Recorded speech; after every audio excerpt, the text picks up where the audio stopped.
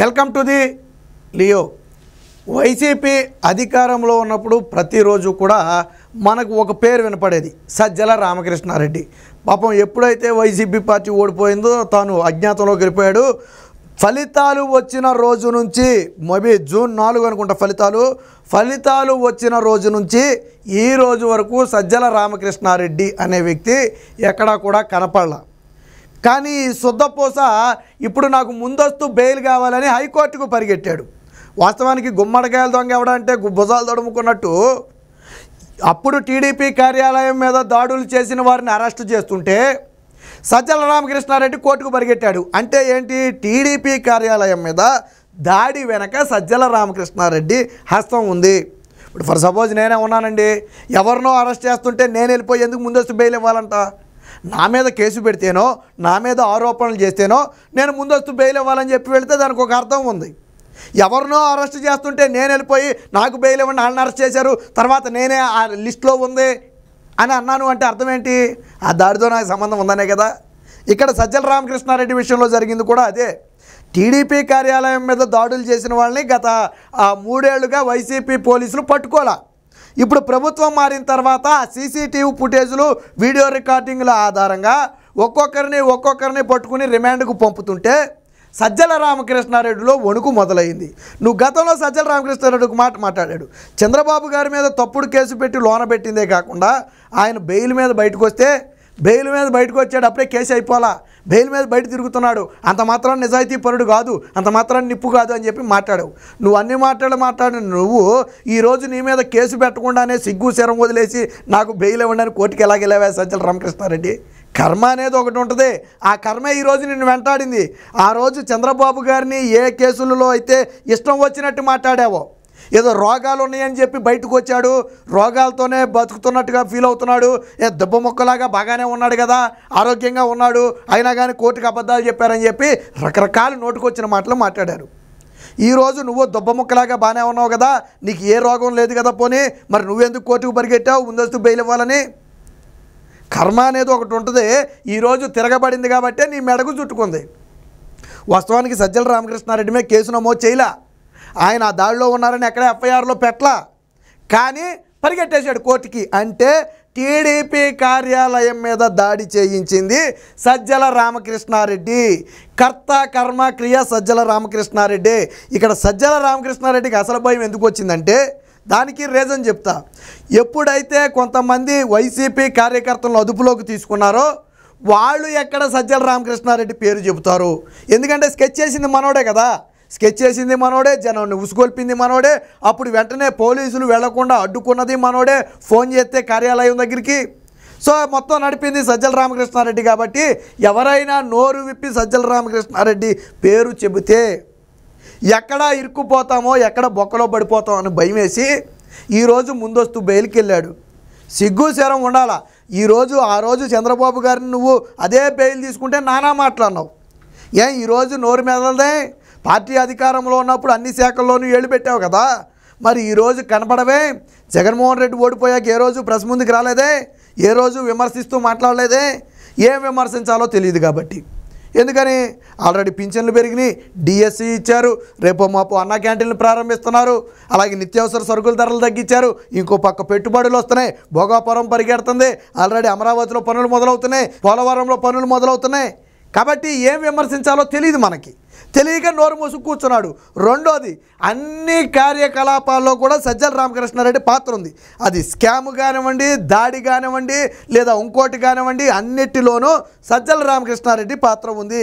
ఎక్కడైనా ఒక 100 కోటి స్కామ్ జరిగిందా, సజ్జల రామకృష్ణారెడ్డి హస్తం ఖచ్చితంగా ఉంటుంది. ఎక్కడైనా తెలుగుదేశం పార్టీ మీద గతంలో అరాచకంగా వ్యవహరించారా, సజ్జల రామకృష్ణారెడ్డి పాత్ర ఉంటుంది. సో ఇలా అన్నిటిలోనూ సజ్జల రామకృష్ణారెడ్డి పాత్ర ఉంటుందనేది బహిరంగ సత్యమే.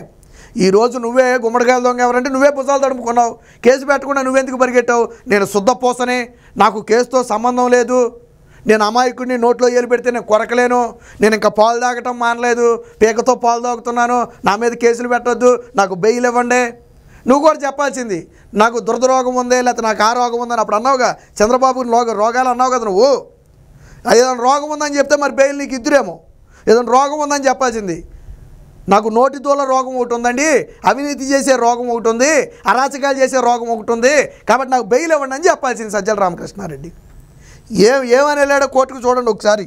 సాధారణంగా ముందస్తు బెయిల్ అనేది ఆ వ్యక్తి తప్పు చేశాడు, ఖచ్చితంగా రేపు నిరూపించబడద్ది, లేదా ఆ వ్యక్తి పేరు ఖచ్చితంగా ఎఫ్ఐఆర్లో నమోదు అవుద్ది అని భయం ఉన్నవాడే వెళ్తాడు.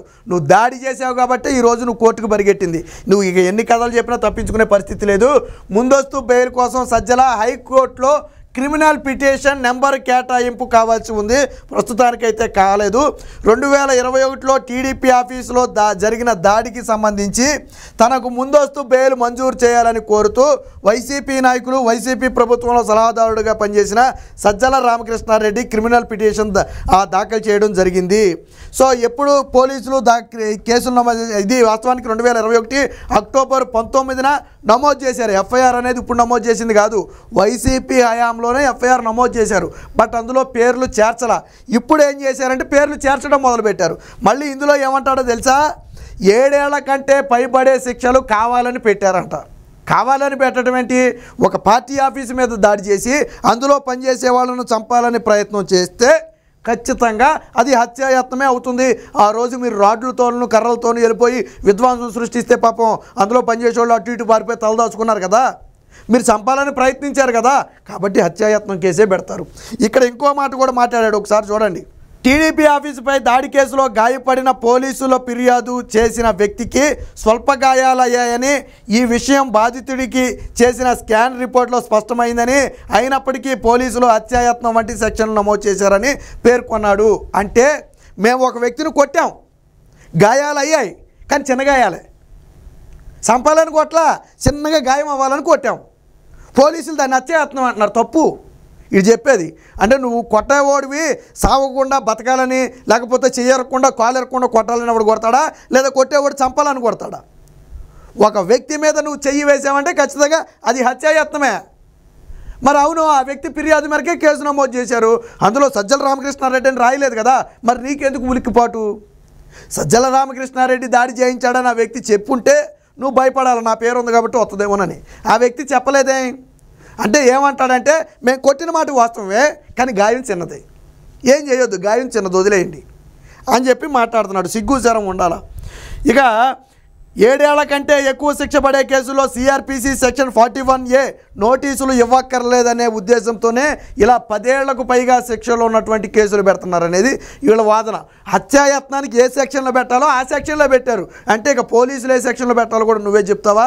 నువ్వు గతంలో చంద్రబాబు అరెస్ట్ అయినప్పుడు నువ్వు చెప్పావు, ఆధారాలు లేకుండా అరెస్ట్ చేసిన మాట వాస్తవం. అది కోర్టే చెప్పింది గతంలో చంద్రబాబు గారి విషయంలో. అప్పుడు నువ్వు అన్నావు కదా, ఆధారాలు లేకుండా ఉత్తిని అరెస్ట్ చేస్తారా, అరెస్ట్ చేస్తే చిత్తశుద్ధి నిరూపించుకోవాలి కానీ ఎందుకు ఈ గొగ్గోలు, నీ అవినీతి లేకపోతే లేదని కోర్టులో నిరూపించుకుని రా అన్నారు కదా. మరి ఇప్పుడు కూడా నువ్వు కోర్టులో నిరూపించుకుని రా. దాడి నేను చేయించలేదు, దాడితో నాకు సంబంధం లేదని నువ్వు కోర్టులో నిరూపించుకుని రా. ఎందుకు రావు కోర్టులో నిరూపించుకుని? మరి ఎందుకు ముందస్తుకు బెయిల్కి పరిగెట్టావు? నువ్వు చంద్రబాబు గారిని గురించి మాట్లాడావు కదా, నువ్వెందుకు పరిగెట్టావు బెయిల్ గురించి? సమాధానం చెప్పు, ఎందుకు పరిగెట్టావు నువ్వు? ఇంకా ఏం మాట్లాడాడో చూడండి ఒకసారి. 3 ఏళ్ల తర్వాత కేసును తిరగదోడి తప్పుడు సెక్షన్లు నమోదు చేయడాన్ని తీవ్రంగా ఖండిస్తున్నాడట. 3 ఏళ్ల తరువాత కాదు, ఆల్రెడీ ఎఫ్ఐఆర్ అప్పుడే నమోదైంది. నువ్వు అక్కడే పప్పులో కాలేసావు. ఎఫ్ఐఆర్ మీ హయాంలోనే నమోదైంది. కాకపోతే అప్పుడు వైసీపీ పోలీసులు కదా, ఎవరి పేర్లు అందులో పెట్టలా, ఎవరిని అరెస్టులు చేయలా. కానీ ఇప్పుడు ఆ ఎఫ్ఐఆర్కు కొనసాగింపుగా అరెస్టులు చేస్తున్నారు. ఒకవేళ నిజంగా 3 ఏళ్ల తర్వాత కేసులు తిరగదోడటం తప్పు అనుకో, కోర్టే కొట్టేస్తుంది. నువ్వు చెప్పేదేంటి కోర్టులకి? చంద్రబాబు గారి మీద స్కిల్ డెవలప్మెంట్ కేసు ఎన్నేళ్ల తర్వాత పెట్టావా నువ్వు? ఎన్నేళ్ల తర్వాత పెట్టావు? 2015 నాటి కేసు నువ్వు ఎన్నేళ్ల తర్వాత పెట్టావు? 21లోనే, 22లోనే, 23లోనే పెట్టావు. అది దాదాపు 5-6 ఏళ్ల తర్వాత నువ్వు చంద్రబాబు గారి మీద కేసు పెట్టవచ్చు, చంద్రబాబు గారు చేసిన పనులను బయటకు తీయొచ్చు. 3 ఏళ్ల తర్వాత నీ దాడి బయటకు తీయకూడదా? ఇది ఎక్కడ దిక్కుమాలిన లాజిక్? నువ్వు చంద్రబాబు గారు ఏమైనా నిన్ను తప్పు చేసి ఈరోజు కేసు పెట్టావా? నువ్వు అధికారంలోకి వచ్చి 4 ఏళ్ల తర్వాత చంద్రబాబు గారి మీద కేసు పెట్టావు కదా. నువ్వు అధికారంలోకి వచ్చి 4 ఏళ్ల తర్వాత కదా పెట్టింది. మరి అదే మాట నిన్ను కోర్టు అడుగుంటే 4 ఏళ్ల దాకా గుడ్డు కూరాల పళ్ళు తోమేవా సజ్జల రామకృష్ణారెడ్డి లేదా జగన్మోహన్ రెడ్డి అని ఆ రోజు కోర్టు అడుగుంటే? అడగలేదు కదా. స్కామ్ అనేది ఎప్పుడైనా బయటకు రావచ్చు, విషయాలు అనేవి ఎప్పుడైనా బయటకు రావచ్చు. కాబట్టి ఇప్పుడు బయటికి తీశారు. మరి దానికి ఎందుకు నీకు గొగ్గోలు? ఆ 3 ఏళ్ల తర్వాత బయటికి తీశారు, 4 ఏళ్ల తర్వాత బయటికి తీశారని.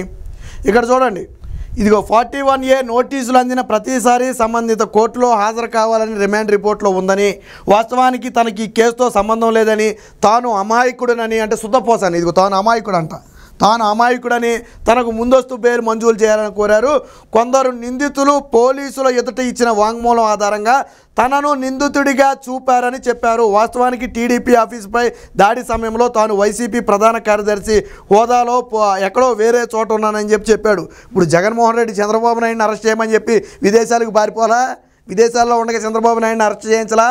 ఇలాంటి జిత్తులు మారినక్క వేషాలు ఎవరి దగ్గర అయినా వేయొచ్చు. కాబట్టి సజ్జల రామకృష్ణారెడ్డి తెలుగుదేశం పార్టీ ఆఫీసు మీద దాడి చేయించిన మాట వాస్తవం. అందుకనే ఈరోజు ఎఫ్ఐఆర్ నమోదు చేయకుండా నోటీసులు ఇవ్వకముందే నాకు ముందస్తు బెయిల్ కావాలని వెళ్ళాడు. కర్మ అనేది ఎలా ఉందో చూడండి. ఏదైతే చంద్రబాబు బెయిల్ మీద వచ్చాడని 1కి 10 సార్లు అన్నావో, ఈరోజు అదే బెయిల్ కావాలని నువ్వు కోర్టుకు వెళ్ళావు. దరిద్రం చూడు. తలరాత అనేది అందుకనే ఎగిరెగిరి పడితే చివరికి అధపాతాళానికి వెళ్ళిపోవాల్సిన పరిస్థితి. మొత్తంగా సజ్జల రామకృష్ణారెడ్డి వ్యవహారంలో వైసీపీయే కాదు మొత్తం రాష్ట్రం మొత్తం అవాక్కయింది. ఈ ఎక్కడ దొరికాడా? మొన్నటి వరకు అంత అన్నాడు ఇంత అన్నాడు అని చెప్పి పెద్ద పెద్ద మాటలు మాట్లాడాడు. ఈరోజు వైసీపీ పార్టీ ఓడిపోయింది. ఫలితాలు వచ్చిన తర్వాత దాదాపు నెలన్నర అవుతుంది. ఈ రోజుకి సజ్జల రామకృష్ణారెడ్డి బయటికి రాలా. అధికారంలో ఉన్నప్పుడు అన్నీ అనుభవించావు, అన్ని వ్యవస్థల్ని నాశనం చేసావు. అధికారం పోగానే వెళ్ళిపోయి మూల కూర్చున్నావు చేతకాని వాళ్ళలాగా. ఇది సజ్జల రామకృష్ణారెడ్డి క్యారెక్టరు. ఏది ఏమైనా చేసిన తప్పుకి ఫలితం అనుభవించాలా? టీడీపీ కార్యాలయం మీద దాడి చేయించిన సజ్జల రామకృష్ణారెడ్డిని కఠినంగా శిక్షించాలని చెప్పి ఇప్పుడు రాష్ట్ర ప్రజలందరూ కూడా కోరుకుంటున్నారు.